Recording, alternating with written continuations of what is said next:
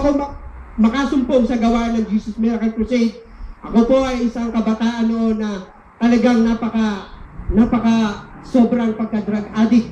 Sapagkat kaya ako po nasabing ako ay sobrang sa pagka-drug addict. Lahat po ng uri ng gamot ay akin pong tinitake that time.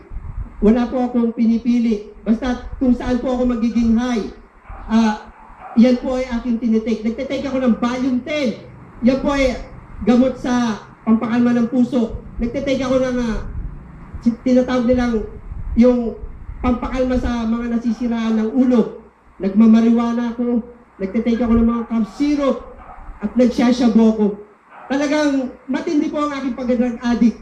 Sa mga panahon na yan, talagang ako po ay nasira ang aking pag-aaral dahil sa pagiging drug addict. Dahil sa pagiging drug addict, talagang natuto akong mang-umit sa aming tahanan. Natuto akong magsinungaling. Kung ano pwede kong kunin sa loob ng aming tahanan, gagawin ko. Ibebenta ko upang magkaroon ako ng salapi, upang ipangtustos sa mga bisyo na yan. Sapagkat ng mga panahon yan, nakakaramdam din po ako ng pagod. Sapagkat 24 hours, ako'y umiinom. Talagang walang tigil. Huminto man ako, ilang araw, babalik naman ako. Paulit-ulit po yan nangyayari sa akin ng mga panahon na yon. Nangyari, ako po ay hiniwalay ng aking magulang. Dinala po ako sa Baguio. Kapag nasira ang aking pag-aaral, ang barkada raw po ang dahilan kung bakit ako naging drug addict. Iniwalay nila ako, nag-aral po ako sa Baguio. Ganun at ganun pa rin po. Nakatagpo ako ng mga kasama na nagkakasundo kami sa pagdadrugs. Wala pong pagbabago. Ako po ay, hindi na po ninyo itatanong. Ako'y naging tao rin po ng simbahan ng mga panahon ng aking kabataan. Ako'y sakristan. Subalit, talagang malaki ang kaibahan ng gawain ng Jesus Miracle Crusade. Praise God, sapagkat ng mga panahon na yon, wala rin po akong takot sa kasalanan. Pagamat ako'y nasa loob ng simbahan, subalit ako ay nakakagawa ng kasalanan. Ako'y nakikipag-away. Doon pa lang sa loob ng simbahan, may mga bantana. Paglabas ng simbahan, ako po'y nakikipag-away. Sinubukan akong supilin ng aking mga kapatid sa pamamagitan ng ako'y kanilang ginugulpi. Subalit, hindi po ako naawat. Hindi po nabago ang aking buhay. Hanggang sa isang araw, masubukan ko ang gawain ng Jesus Miracle Crusade. Hallelujah! Sa pangunguna ng ating beloved pastor, ipinangaral ng ating mahal na pastor, ang Diyos sa gawain ng Jesus Miracle Crusade ay nagbabago ng buhay ng tao. Praise the Lord! Ang matagal ko nang naranasan ang pagiging drug addict, pinupuri ko, mahal na Panginoon, sabagat nang ako'y mapabilang sa gawain ng Jesus Miracle Crusade, ako'y kanyang binago. Praise the Lord! Praise the Lord. Hallelujah! Ang pagiging drug addict ko ay inalis ng ating mahal na Panginoong Jesus. Hallelujah!